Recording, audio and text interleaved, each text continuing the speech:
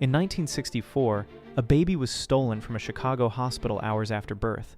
The FBI launched the biggest manhunt of its era. Months later, a baby boy was found abandoned in New Jersey and returned to the Fronczak family. They raised him as their son Paul. For 50 years, everyone moved on. Then, in 2012, Paul took a DNA test. He had zero biological connection to the family. None. Which meant two things. The real Paul Fronczak was still out there somewhere, unaccounted for after 5 decades. And the man who had lived his entire life as Paul had actually been a second missing child all along, quietly absorbed into the wrong family without a single person noticing. He spent years searching. He eventually found his biological family through DNA databases. He had a twin sister. He had a real name he had never known. 2 stolen children. 2 broken identities. One case the FBI never fully solved. Paul spent 50 years living someone else's life, and the real Paul Fronczak has never been found.